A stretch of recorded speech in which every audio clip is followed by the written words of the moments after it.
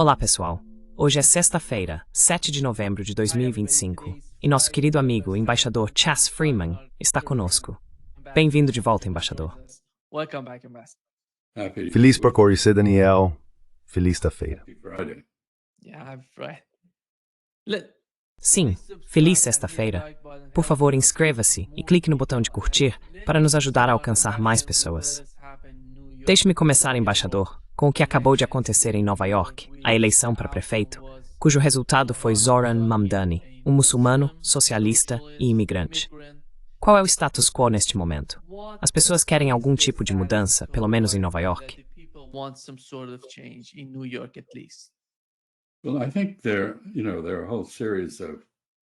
Bem, acho que há toda uma série de questões que afetam os americanos comuns em todos os lugares, não apenas em Nova York.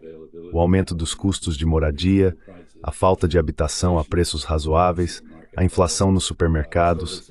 Então essas são o que se chamam de questões do dia a dia, coisas que afetam a vida cotidiana. E há um grande grau de insatisfação. Isso é uma coisa. Mamdani concentrou muito sua campanha nessas questões, é muito interessante.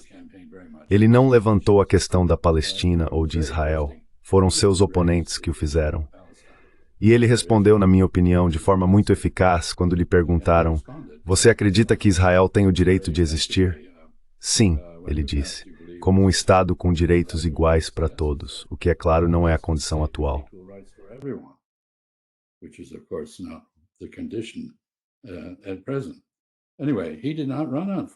De qualquer forma, no momento, ele não fez campanha com base em questões de política externa.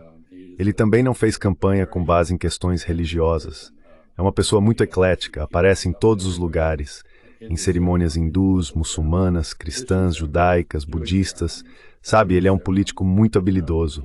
Então parte disso vem de sua personalidade, uma personalidade muito cativante, com um modo de falar muito controlado e ponderado. Mas por fim, parte disso também foi a oposição a Trump, que agora tem um nível muito baixo de popularidade no país em geral e pouquíssima popularidade em Nova York. Acho que havia outras questões também. Quero dizer, obviamente havia aqui uma divisão geracional.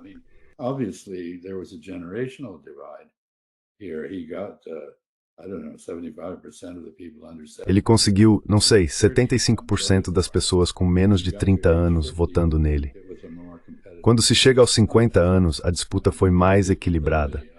Mas os jovens claramente se identificaram com ele e com as posições que ele defende. E eu não acho que os jovens tenham medo do termo socialista da mesma forma que as gerações anteriores têm. Quando se usa essa palavra nos Estados Unidos, muitas pessoas pensam na União Soviética e no que ela chamava de socialismo. Não é disso que Mamdani está falando. Ele está basicamente falando sobre justiça social, e isso tem muita ressonância em um país onde os ricos estão ficando cada vez mais ricos e os pobres cada vez mais pobres. O coeficiente de Gini, que mede essa diferença, está aumentando a uma taxa alarmante.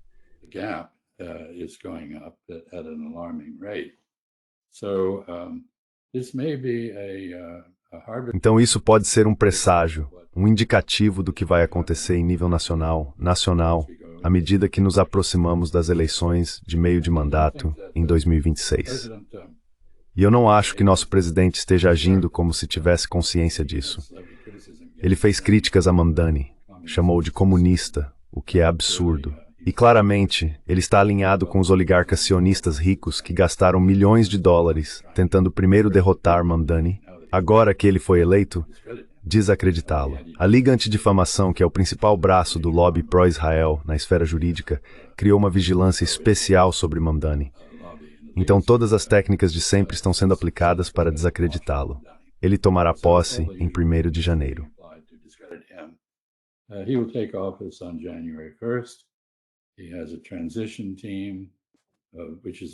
Ele tem uma equipe de transição, que é toda composta por mulheres, o que é interessante.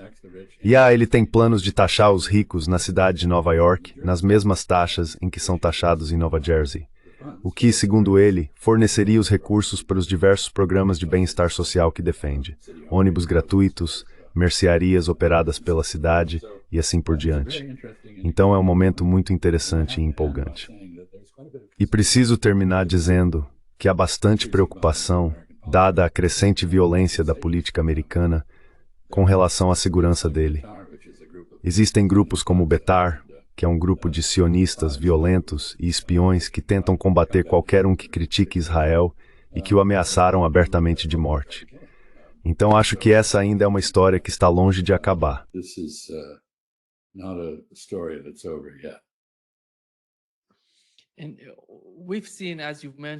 E vimos, como você mencionou, que os sionistas em Nova York, em sua maioria oligarcas, gastaram mais de 40 milhões de dólares contra ele, tentando fazer tudo o que podiam, mas não conseguiram alcançar seus objetivos.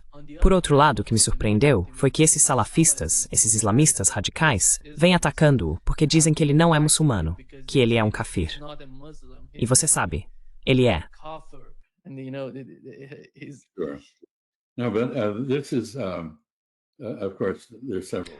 Não, mas isso é... Claro, há várias coisas a serem ditas sobre isso. Antes de tudo, ele é obviamente um moderado, ele está caminhando no meio do caminho.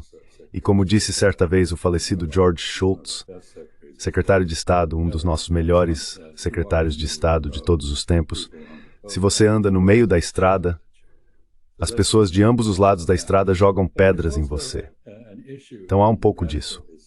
Mas também há uma questão no islamismo radical. No islamismo sunita, não acho que isso exista na tradição xiita, que diz que os muçulmanos não devem participar da política em estados laicos, que os muçulmanos que vivem em sociedades não muçulmanas devem ser politicamente passivos.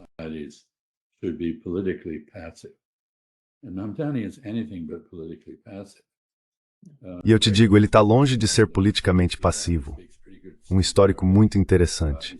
Aparentemente ele fala um árabe de rua bem razoável, fala bengali, fala lingala ou talvez luganda, que é o idioma de Uganda, onde ele cresceu, de onde seus pais são. A mãe dele é uma Nair. Os Nair são uma casta do sul da Índia que pratica poliandria, ou seja, as esposas têm vários maridos, e não o contrário, o oposto do islamismo. O pai dele é um professor muito renomado em Colômbia, e ele estudou nas melhores escolas dos Estados Unidos, em uma faculdade muito boa no Maine, não muito longe de onde estou agora. Então ele é uma pessoa muito interessante e realmente um nível acima da maioria dos políticos.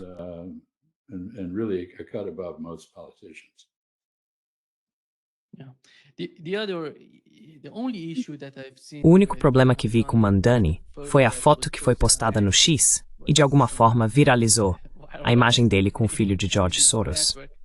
Qual é a sua opinião sobre isso, embaixador? Você acha que essas pessoas estão tentando se apropriar do sucesso dele? Ou que o apoiaram e tem algum tipo de agenda para remodelar o movimento dele?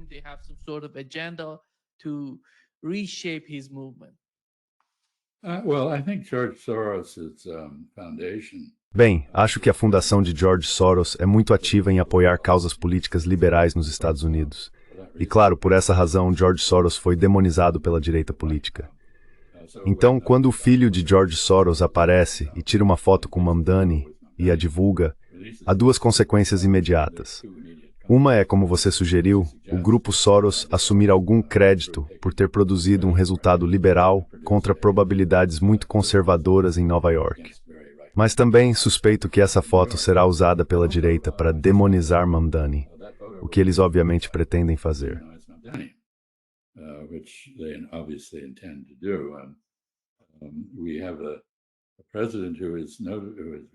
Temos um presidente que é muito vingativo e muito pessoal em sua forma de governar, e ele vai punir Nova York por ter eleito Mamdani.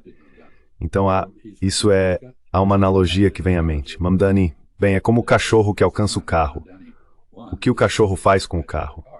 Sabe, foi divertido correr atrás dele, mas agora que o pegou, o que acontece? Então há um pouco disso aqui, uma empolgação a ser vivida no futuro.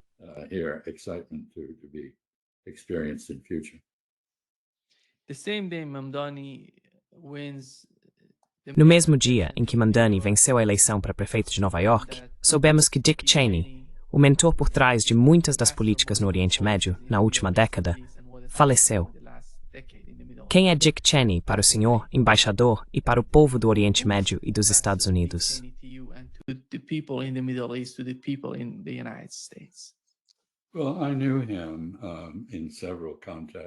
Bem, eu o conheci em vários contextos. Fui embaixador na Arábia Saudita durante a Guerra do Golfo para libertar o Kuwait. Ele era um visitante frequente do reino, junto com Colin Powell, então presidente do Estado-Maior Conjunto. Tive muita interação com ele. Voei com ele para Jeddah em 6 de agosto de 1990 para conversar com o rei Fahd sobre a resposta adequada à invasão do Kuwait pelo Iraque. Ele era um homem muito ideológico, muito ambicioso, mas seus ataques cardíacos, especialmente o último, creio eu, mudaram sua personalidade. Em vez de ser o arquiteto das políticas no Oriente Médio, acho que ele se tornou o arquiteto da chamada Guerra Global ao Terror, que agora levou os Estados Unidos a combates em 82 países diferentes ao redor do mundo, contra forças islamistas, algumas delas terroristas, outras não.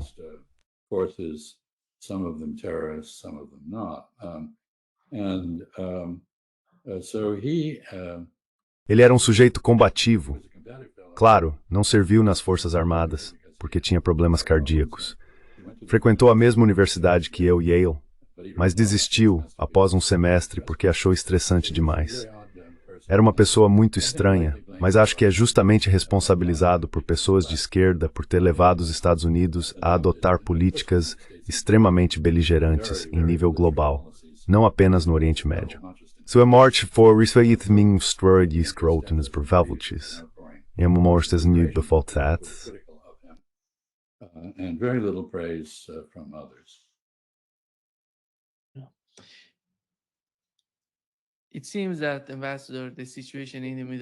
Parece, embaixador, que a situação no Oriente Médio não está ficando mais calma, está piorando. Em Israel, dizem que o Hezbollah está se fortalecendo e que precisam lidar com isso o quanto antes. Parece que querem atacar o Hezbollah. E o Líbano, como discutimos, está sendo bombardeado. O que Donald Trump está tentando comunicar à nova liderança síria, o governo al-Shara?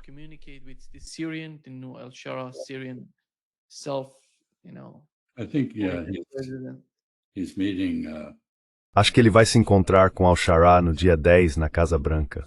O que, é claro, irrita muita gente, porque al-Shara, quando era conhecido como al-Gilani, tinha um histórico de decapitações e outras atrocidades. Ele foi perdoado por tudo isso por muitas pessoas, mas não por outras. Então a questão é, como é que num dia você é um terrorista com milhões de dólares de recompensa pela sua cabeça, e no dia seguinte está no Salão Oval com o presidente dos Estados Unidos? O que acontece? Ele foi preso por David Petraeus em Abu Ghraib, a prisão notória no Iraque, onde basicamente foi convertido à Al-Qaeda. Mas agora temos David Petraeus elogiando como um defensor da democracia. É tudo bem cínico.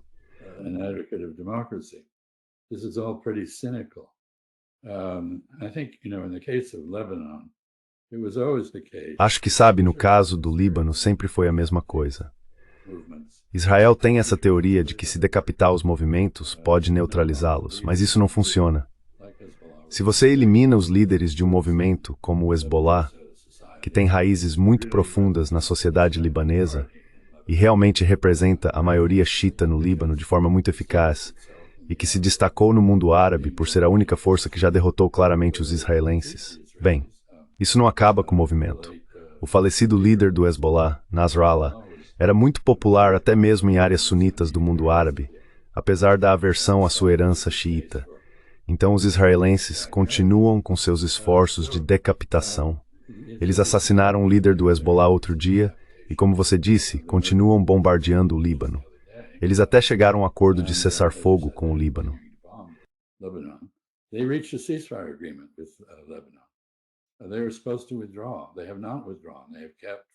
Eles deveriam ter se retirado, não se retiraram. Mantiveram 5 bases no sul do Líbano. Continuam atirando, matando e impedindo as pessoas de reassentarem no sul do Líbano.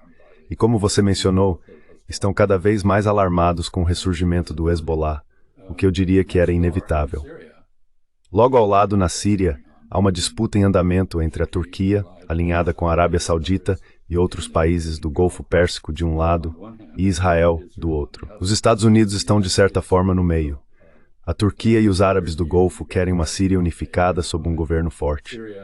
Os Estados Unidos parecem querer a mesma coisa. Israel quer uma Síria fragmentada, fraca e desarmada. Não acho que alguém defenda armar a Síria neste momento com o tipo de armamento que o Irã costumava fornecer.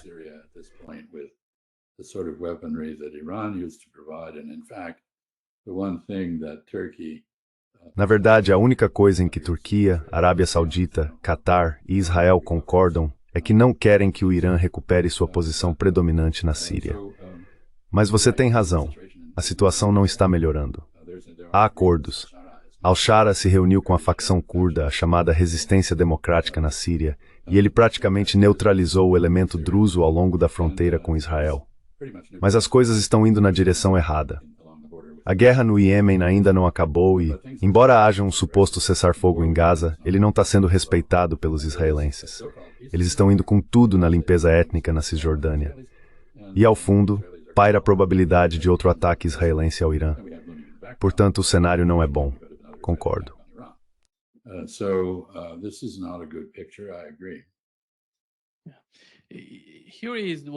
Eis o que Tucker Carlson disse, embaixador, sobre a política de Donald Trump no Oriente Médio. Ele acredita que Trump traiu seus eleitores ao colocar Israel em primeiro lugar. E aqui está o que ele disse.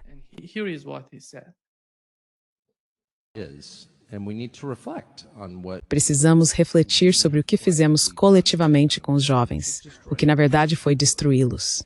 E ninguém quer dizer isso, porque ninguém quer assumir responsabilidade por nada, nunca.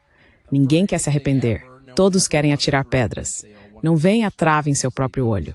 Isso me inclui, é assim que os humanos são. Querem dizer nazista e é tipo, ah, sim, ótimo, ótimo. Mas como isso aconteceu? Por que eles estão ouvindo ele? Mais ou menos. E parte do motivo é que o Partido Republicano traiu completamente seus eleitores ao se obcecar por Israel. Isso é um fato. Tipo, o que é isso? É um país de 9 milhões de pessoas. Não sou contra Israel. Fui lá de férias. Sempre gostei de Jerusalém. É a minha cidade favorita no mundo. Não sou contra Israel. Mas, tipo, por que isso é o centro da nossa conversa?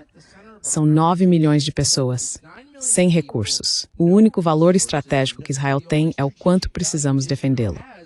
Mas, tirando isso, não há valor algum. Não sou contra, só estou dizendo. Somos um país de 350 milhões de pessoas. Somos o país mais importante do mundo e nossa política é... Bem, praticamente todo membro do Congresso passa o dia inteiro falando sobre Israel.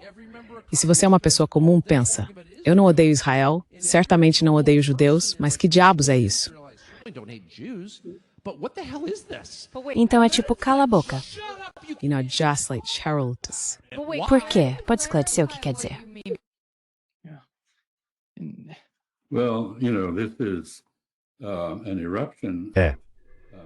Bem, sabe, isso é uma erupção da direita patriótica, América em primeiro lugar, que foi o slogan do governo Trump, e que alguns na direita, como o Sr. Carlson, levam muito a sério.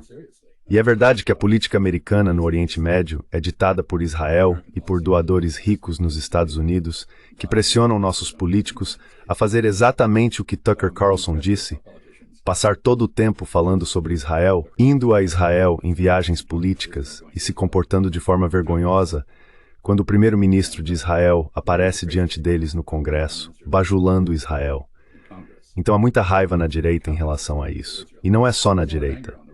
O que aconteceu é que esse tema, como o Sr. Carlson observou corretamente, tem sido um tabu. Mr. Carlson correctly noted has been taboo. You could not criticize Israel because then you were immediately... Você não podia criticar Israel porque então era imediatamente condenado como antissemita. Quero dizer, Israel é um país, não é uma religião, não é uma comunidade religiosa. Seus valores, na verdade, não parecem ter muito a ver com os valores do judaísmo praticado ao redor do mundo. É uma sociedade muito antiética, é cruel, é sádica. Seu exército mostrou ser o mais sádico do mundo. Não tem escrúpulos em violentar seus prisioneiros palestinos. Já deixou palestinos morrerem de fome em um genocídio. Que tipo de país é esse? Mas você não pode criticá-lo nos Estados Unidos, porque então é de alguma forma rotulado como antissemita. O antissemitismo é um problema real, embora, francamente, não seja um grande problema nos Estados Unidos. Although, frankly, it's not very much of a problem in the United States. Jews are among the most prominent in every. Os judeus estão entre os mais proeminentes em todas as profissões. Eles são ricos, eles são respeitados. Na verdade, há pesquisas que mostram que as comunidades judaicas estão entre os grupos religiosos mais respeitados nos Estados Unidos. Onde estão as evidências de discriminação? A discriminação tem a ver com críticas a Israel, não com o status dos judeus nos Estados Unidos. E voltando à sua primeira pergunta, isso ficou muito evidente na vitória de Mamdani na cidade de Nova York. Os jovens judeus não querem ser associados ao argumento de que se você é crítico de Israel, de alguma forma é antissemita. Eles são muito críticos de Israel, e eu os admiro por isso, porque não tem sido uma posição fácil de assumir dentro das várias comunidades judaicas às quais pertencem.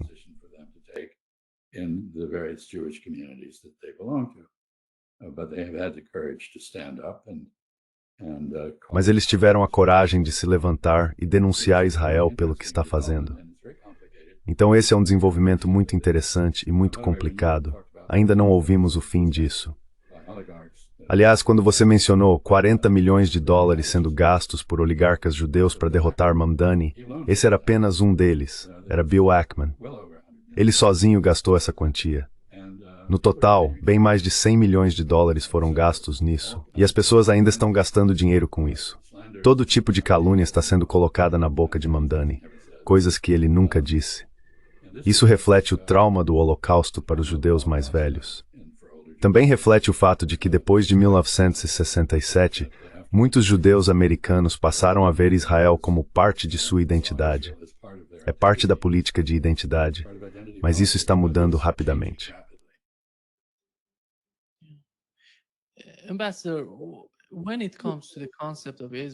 Embaixador, quando se trata do conceito de Israel, muitos sionistas nos Estados Unidos dizem que este é o único país judeu do mundo. Por isso, precisamos apoiá-lo. Veja, chamá-lo de único Estado judeu. Esse conceito em si carrega uma certa forma de apartheid, como mencionou o falecido presidente dos Estados Unidos Jimmy Carter em seu livro. Bem, essa é exatamente a questão. O judaísmo é uma religião. Os judeus, tradicionalmente, eram comunidades religiosas. Jews traditionally were religious communities. They had various schools of thought. Eles tinham várias escolas de pensamento, várias interpretações de suas escrituras e tradições. É realmente um conjunto bastante diverso de comunidades dentro do judaísmo. Judeus não são um povo, católicos não são um povo, muçulmanos não são um povo. Existe uma Ummah, que é uma comunidade, mas ninguém diz que os muçulmanos são uma nação. Os hindus não são uma nação. O Sri Lanka é predominantemente budista, mas o budismo é uma religião, não uma definição do país. Basicamente, o que os sionistas fizeram foi tentar transformar uma comunidade religiosa em uma nação de pessoas. O povo judeu é um povo inventado. Isso é irônico, porque, é claro, eles acusam os palestinos de serem um povo inventado. Mas, na verdade, não havia um Estado judeu, não havia uma nação judaica.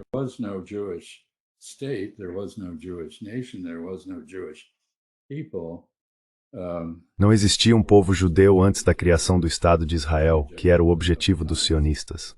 E é inerentemente racista adotar a posição que os israelenses adotam. Não acho que o judaísmo seja de forma alguma racista, muito pelo contrário.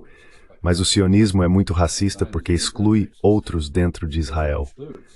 Das 9 milhões de pessoas que vivem lá, cerca de 20% não são judias. A maioria delas é cristã e são tratadas como cidadãs de segunda classe.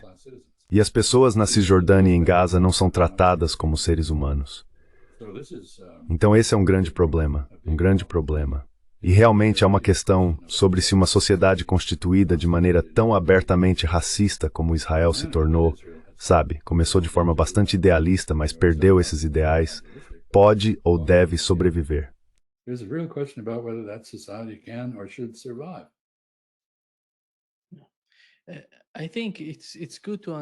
Acho que é importante entender que, ao olhar para o Oriente Médio, judeus, muçulmanos e cristãos viveram juntos por muitos e muitos anos. Não se trata apenas da história recente deles se matando.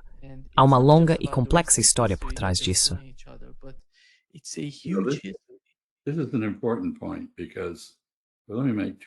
Esse é um ponto importante, mas deixe-me fazer 2 pontos, na verdade. Primeiro, sob o domínio otomano, várias comunidades religiosas e étnicas viviam lado a lado, pacificamente.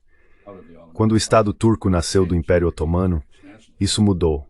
Eles se tornaram nacionalistas turcos, e gregos, armênios e outros sofreram terrivelmente com o mesmo tipo de ódio, ou paixão, se preferir, nacionalista que se vê em um país como Israel. Portanto, a noção de que é conflito perpétuo no Oriente Médio é um absurdo. A ideia de que o Islã se expandiu pela espada é verdadeira no sentido de que a expansão inicial dos impérios árabes ocorreu pela espada.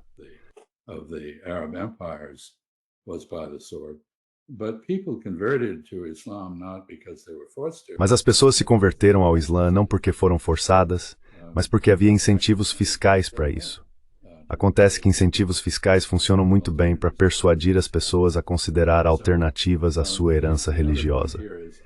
O outro ponto aqui é, ironicamente, que o sionismo era uma ideia cristã. Não era uma ideia judaica, era uma ideia cristã europeia.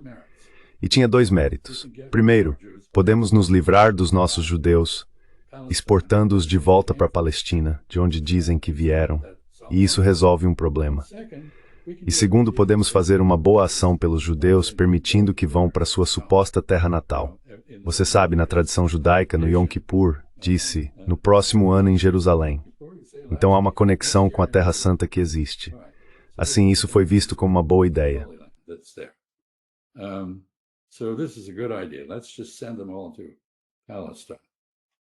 Vamos simplesmente enviá-los todos para a Palestina. O que é? E então, é claro, os sionistas inventaram um slogan maravilhoso. Uma terra sem povo para um povo sem terra. Assim, as pessoas que viviam na Palestina, que ironicamente eram descendentes genéticos dos antigos povos judeus, cananeus, fenícios e outros que haviam habitado a região e que haviam se convertido primeiro ao cristianismo e depois ao islamismo, de repente, deixaram de existir. E isso é uma aventura muito colonial e racista. Isso é agravado pelo fato de que a Declaração Balfour, que falava sobre o estabelecimento de uma pátria judaica na Palestina, foi concebida principalmente como um meio de obter apoio dos judeus na Alemanha, que eram influentes contra o Kaiser na Primeira Guerra Mundial. Quero dizer, tudo isso foi político e muito cínico.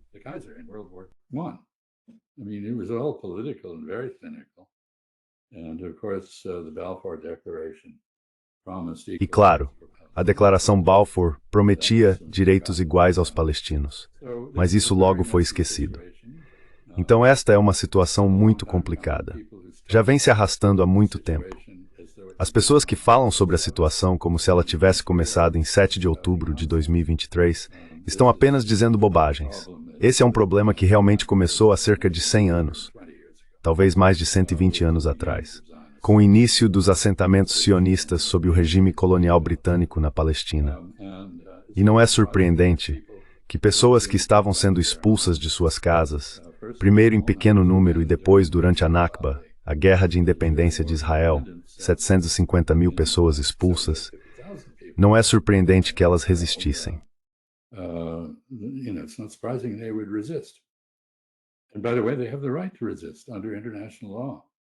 E a propósito, eles têm o direito de resistir segundo o direito internacional, inclusive pela força. Eles podem resistir de forma violenta.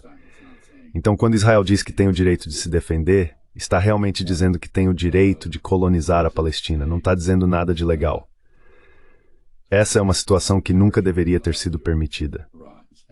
E provavelmente vai terminar muito mal para todos, inclusive para os cidadãos de Israel.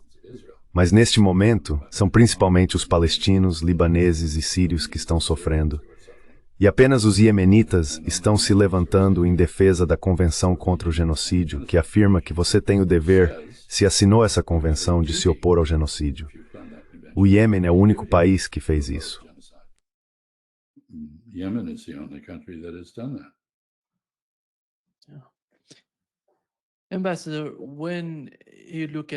Embaixador, quando o senhor olha para Donald Trump, ele disse que um novo país vai se juntar aos acordos de Abraão. Na minha opinião, ele está falando sobre a Síria se juntar aos acordos de Abraão. Ele também teve uma reunião com os países da Ásia Central, Cazaquistão, Turcomenistão e Tadjiquistão. E parece que o Cazaquistão vai se juntar aos acordos de Abraão. Mas o que são os acordos de Abraão hoje em dia? Eu não entendo. Com o que está acontecendo?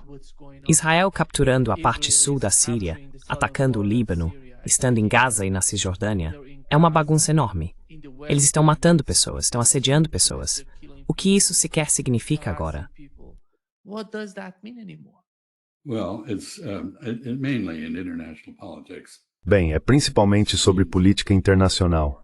É uma forma de apaziguar ou conquistar o favor dos Estados Unidos, que continuam sendo o protetor de Israel, e por todas as razões que Tucker Carlson mencionou, ainda estão obcecados em consolidar o Estado de Israel no Oriente Médio.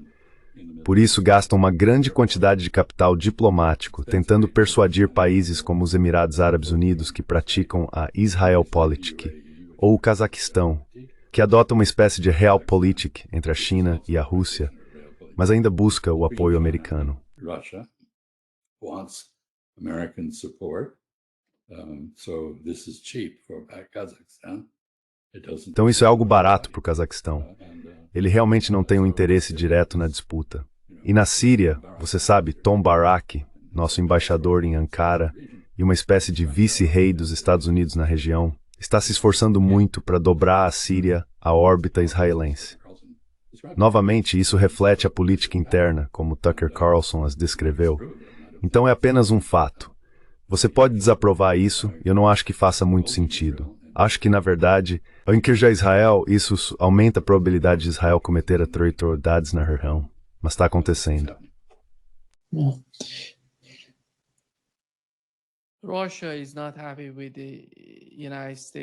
A Rússia não está satisfeita com a política externa dos Estados Unidos, nem com a nova retórica do governo Trump sobre testes nucleares. Em sua entrevista aos 60 Minutes, ele disse que Rússia e China têm testado bombas nucleares, mas até agora não há evidências disso. Não temos nada que comprove o que Donald Trump está dizendo. O presidente russo declarou que seria um problema sério para a Rússia se os Estados Unidos começassem a testar armas nucleares. Qual é a sua opinião sobre o que aconteceu? Porque muitas pessoas argumentam que nos bastidores as duas administrações estão conversando entre si, mas não vemos esse lado. I don't think they are talking to each other effectively.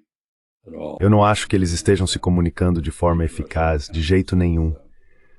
Acho que os encontros entre o presidente Trump e os russos têm sido muito decepcionantes para ambos os lados. Porque, basicamente, eu preciso dizer isso, o presidente Trump acredita em muitas coisas impossíveis. Sabe, talvez 20 coisas impossíveis antes do café da manhã, como dizem. Ele acha que os cristãos estão sendo vítimas de genocídio na Nigéria. Ele acha que Nicolás Maduro é o chefe de algum tipo de cartel de drogas. Ele acha que os Estados Unidos estão cheios de Antifa, seja lá o que isso for. E ele acha que os russos e os chineses estão testando armas nucleares.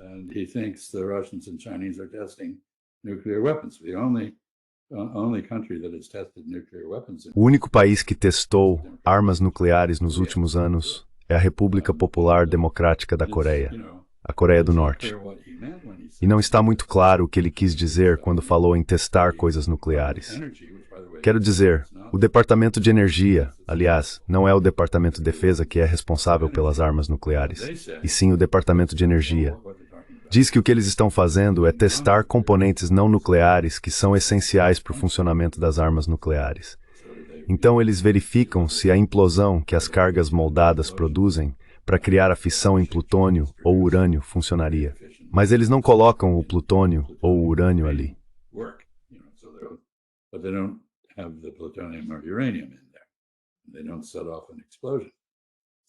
Eles não provocam uma explosão, então ninguém sabe do que ele está falando. E eu acho que o que o presidente Putin acabou de dizer é claramente um ato de dissuasão.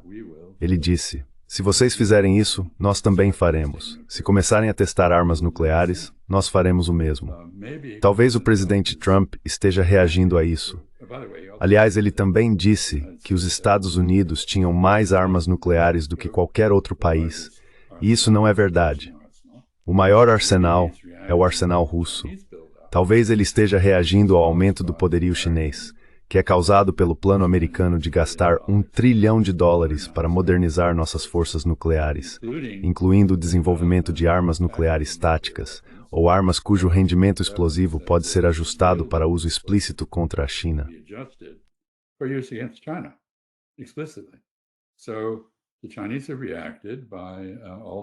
Então os chineses reagiram alterando sua postura tradicional, que era manter apenas um poder de dissuasão mínimo, uma força de ataque suficiente para causar danos a um inimigo que iniciasse um ataque nuclear contra a China. Eles mantiveram sua doutrina de não usar armas nucleares primeiro, mas agora avançaram em direção à destruição mútua assegurada, a teoria que os Estados Unidos e os russos seguem há anos. Portanto, isso é preocupante, eu concordo. Mas não equivale a testar armas nucleares. Pode haver alguma confusão por parte do presidente Trump, o que não seria incomum.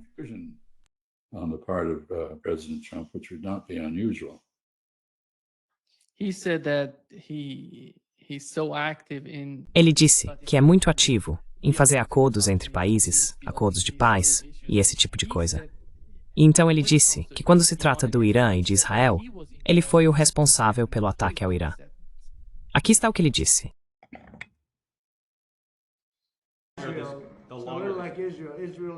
Israel atacou primeiro. Esse ataque foi muito, muito poderoso. Eu estava muito envolvido nisso. Quando Israel atacou o Irã primeiro, foi um grande dia para Israel, porque esse ataque causou mais danos do que todos os outros juntos.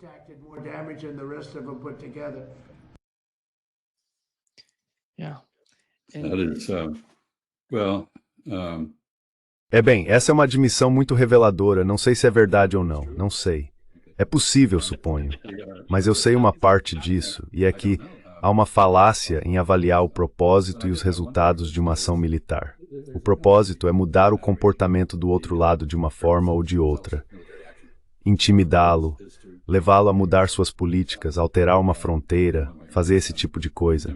É um resultado político que justifica a ação militar. Essa é a essência do que Clausewitz quer dizer quando afirma que a guerra é a continuação da política por outros meios.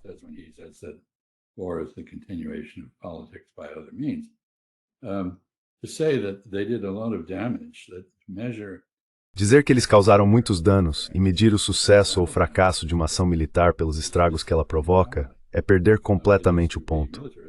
Isso é ser militarista e não praticar a diplomacia. E, aliás, quando se pesa o dano de ambos os lados naquela chamada Guerra de 12 Dias, ao final desses 12 dias, Israel estava em apuros, e o Irã não. O Irã havia sido derrubado, mas se reergueu. E se tivermos outra rodada, o que temo que aconteça? Não sei quando.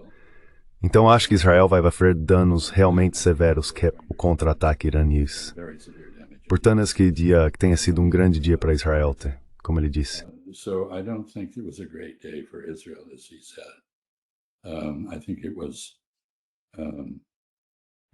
Acho que isso foi muito prejudicial para Israel.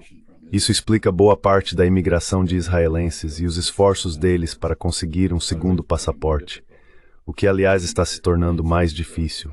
Já se ouvem reclamações de israelenses de que não conseguem mais obter um passaporte português como antes. Eles não são bem-vindos em muitos lugares no exterior, e há pessoas que os rastreiam e tentam prendê-los por crimes de guerra. Assim, Israel está cada vez mais isolado, e parte disso tem a ver com seu padrão de atacar os vizinhos.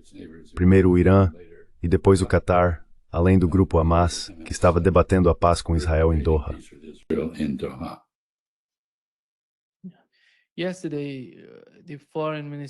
Ontem, o ministro das Relações Exteriores do Irã, Araghchi, disse: "Tentamos todas as formas possíveis de nos comunicar com os Estados Unidos. Não sabemos mais o que fazer, a não ser fortalecer nosso poder militar ou defensivo para estarmos preparados para qualquer tipo de ataque e para responder a qualquer tipo de ataque."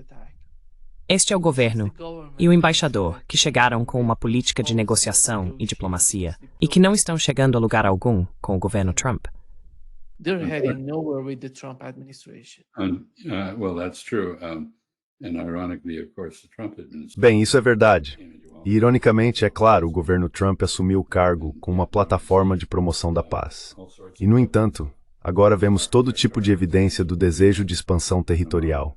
Na Groenlândia, no Canal do Panamá, nos ataques à Venezuela e à Colômbia, no assassinato de pessoas em alto mar, na ameaça de invadir a Nigéria com base em motivos duvidosos e assim por diante.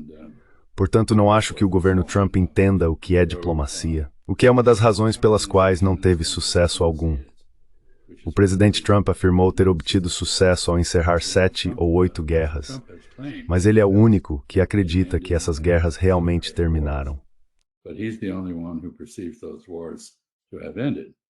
Nobody else thinks they've ended, especially the people. Ninguém mais acha que eles terminaram, especialmente as pessoas que estão realmente lutando entre si. Essas são oportunidades de foto políticas, pseudo-acontecimentos. Não é uma paz real, um cessar-fogo não é paz. E não há evidências de que o governo seja sequer capaz de uma diplomacia séria. Então acho que Arati e o Irã não estão sozinhos em sua frustração com os Estados Unidos. Praticamente todos os outros países têm o mesmo problema. E, quando se negocia com os Estados Unidos, por exemplo, houve acordos comerciais firmados com a Malásia e o Camboja. Os Estados Unidos inseriram uma cláusula dizendo que eles não poderiam fazer um acordo com a China.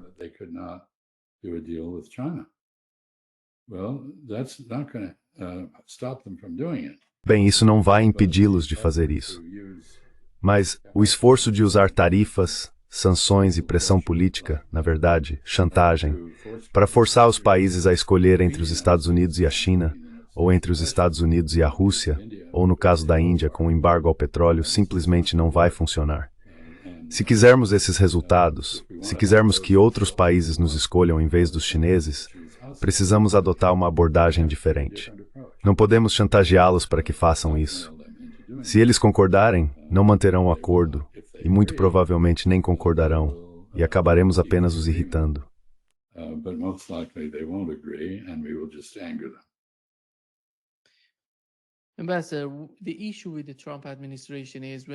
Embaixador, o problema com o governo Trump é que quando olhamos para Donald Trump e suas comunicações com a imprensa ou com outros líderes, é um caos total.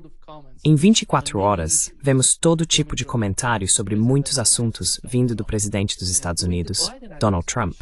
Com o governo Biden também tivemos um pouco disso, mas sabíamos que Antony Blinken, ele sabia o que queria, e era claro toda vez que falava com a imprensa. Ele respondia às perguntas, e sabíamos exatamente qual era a posição do governo Biden quando se tratava de Blinken ou Jake Sullivan. Esses dois eram consistentes e coordenados. Mas no governo Trump, é como se esses papéis fossem fundidos em um único personagem, Marco Rubio, que não fala com ninguém. Então não sabemos qual é a política oficial. Donald Trump não representa uma política oficial. Ele é apenas caos.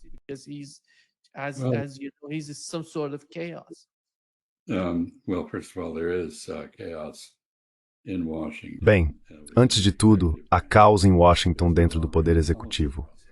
Já não existe mais nenhum processo de formulação de políticas. A equipe do Conselho de Segurança Nacional, que era responsável por coordenar o desenvolvimento de políticas e monitorar sua implementação, foi reduzida a quase nada. Marco Rubio é tecnicamente o chefe do Conselho de Segurança Nacional, o secretário de Estado, o arquivista nacional e o gerente nacional de assistência externa. E ele não consegue exercer nenhuma dessas funções porque não há um sistema. O governo dos Estados Unidos está parando. Quero dizer, não se trata apenas de um fechamento fiscal.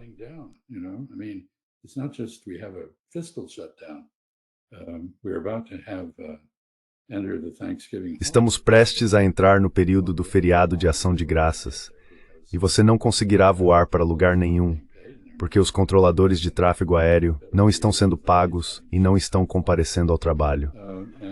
A Administração Federal de Aviação está tendo que suspender os voos. Da mesma forma, as pessoas agora estão enfrentando um choque de preços com enormes aumentos nos prêmios de seus seguros de saúde, enquanto o Medicare está sendo desmantelado. Portanto, estamos chegando a um ponto crítico com duas consequências. Uma é que é preciso admitir que o governo dos Estados Unidos não é mais competente. E isso é um acontecimento de grande importância global.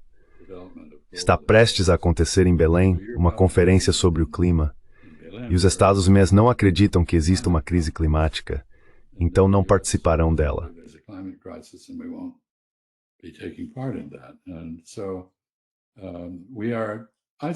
E assim estamos nos isolando do mundo. Estamos reduzindo nossa competência. Claramente não temos nenhuma competência diplomática neste momento. Tudo é militar. E Marco Rubio, em seu esforço para esmagar Cuba, que tem sido sua ambição ao longo da vida, vê o caminho para isso começando com esmagar a Venezuela, o que eu não acho que vai acontecer. E volto ao ponto de que, se os Estados Unidos realmente atacarem a Venezuela, em vez de matar alguns pescadores inocentes, acusados de traficantes de drogas sem qualquer pretexto de legalidade, isso é pirataria, segundo o direito internacional. É inconstitucional no contexto americano. É uma violação da lei dos poderes de guerra.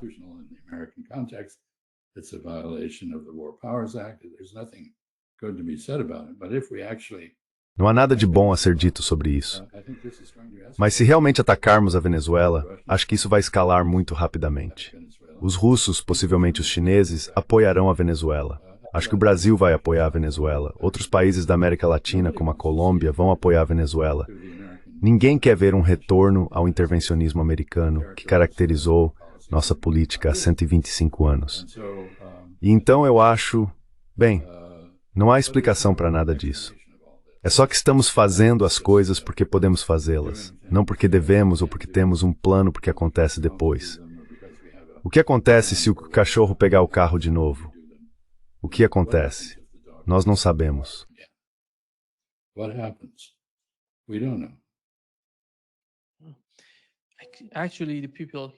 Na verdade, as pessoas aqui no Brasil estão muito preocupadas com o que está acontecendo na Venezuela, com a situação lá, porque sabemos que se os Estados Unidos quisessem obter mais petróleo da Venezuela, eles estariam abertos a isso. Eles acolheriam essa ideia. Com certeza. Eles receberiam de bom grado qualquer tipo de investimento vindo dos Estados Unidos.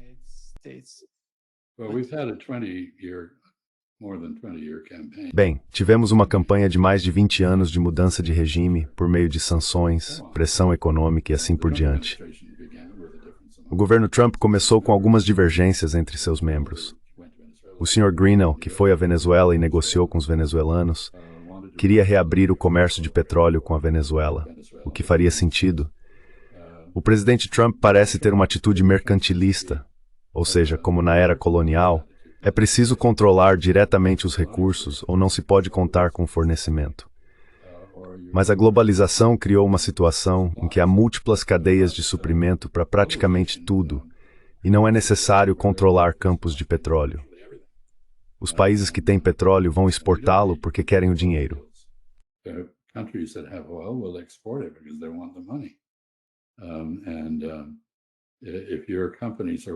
E se as suas empresas estiverem dispostas a participar ajudando-os a fazer isso, eles receberão essas empresas de braços abertos.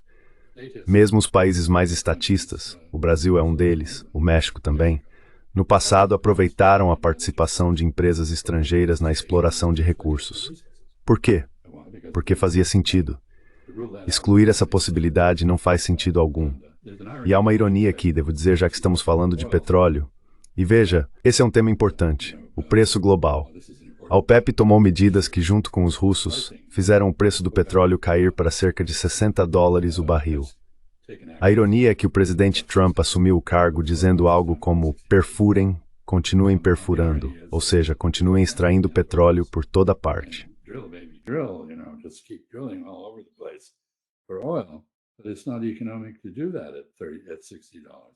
Mas não é econômico fazer isso a $60.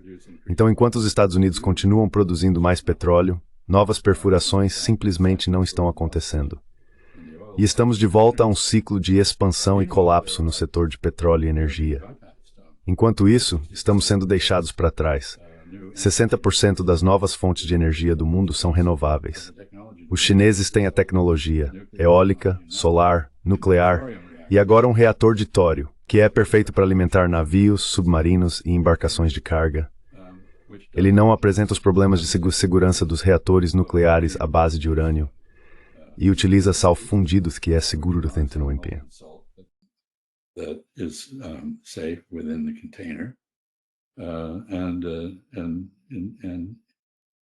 E a China também está na liderança em energia de fusão.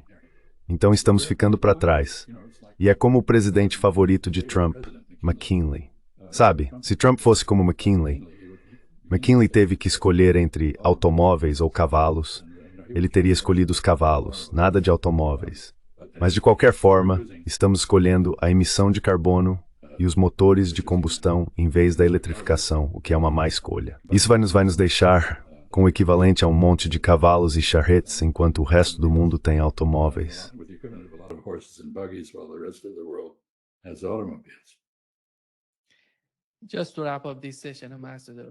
Apenas para encerrar esta sessão, embaixador, sabemos que a política externa dos Estados Unidos é basicamente baseada na doutrina Wolfowitz, que diz que é um jogo de soma zero, sem superpotência regional, sem superpotência global.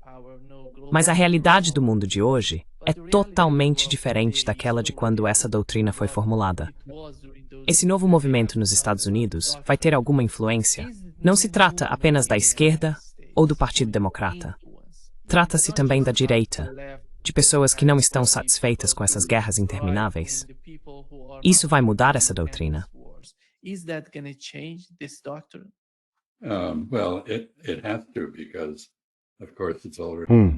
Bem, tem que ser assim, porque, é claro, isso já foi derrotado. Quando essa reunião aconteceu em Busan entre Xi Jinping e Donald Trump, foi um encontro entre iguais. Esse é o primeiro ponto. Então agora há um concorrente muito poderoso no continente euroasiático. Esse é o fim do discurso de Wolfowitz. Mas isso nem é o bastante. Conseguimos aproximar China, Rússia, Irã e Coreia do Norte. Então, se tememos um hegemon no continente euroasiático, estamos no processo de criar uma coalizão que equivale à mesma coisa. Acabou. E na sua própria região, você está no Brasil, na América do Sul, o Brasil está emergindo sob Lula como um concorrente muito aberto e dedicado na disputa por influência com os Estados Unidos. Você mencionou a questão da Venezuela.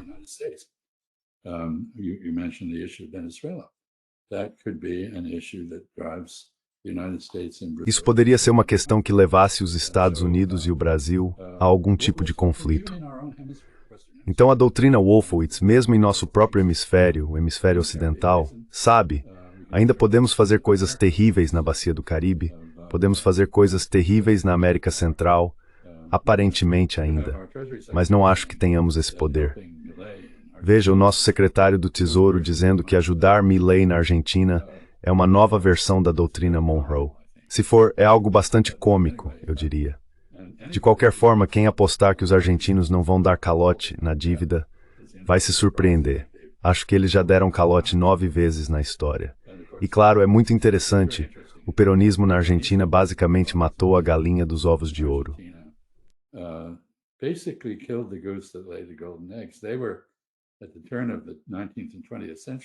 No final do século XIX e início do século XX, todo mundo achava que a Argentina se tornaria o país mais rico do planeta. E eles fizeram tudo errado.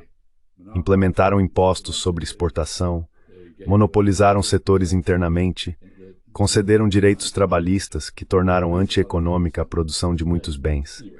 Então, em vez de investir seus lucros agrícolas, que eram abundantes, no desenvolvimento da indústria, taxaram a agricultura e não aplicaram esses recursos em forças produtivas. De qualquer forma, a Argentina está reagindo a tudo isso com desespero.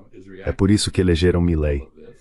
Mas não acho que Milei seja o salvador da Argentina. E também não acredito que Janet Yellen, a secretária do Tesouro, vá conseguir recuperar nosso dinheiro da Argentina.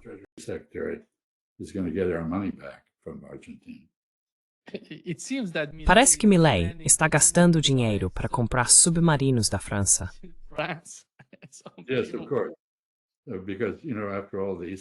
Sim, claro. Porque você sabe, afinal de contas, as Ilhas Malvinas, as Falkland Islands, você sabe, temos que fazer. Enfim, eu sempre me lembro do ditado: Deus passa as noites consertando a bagunça que os argentinos fazem durante o dia, e nada mudou.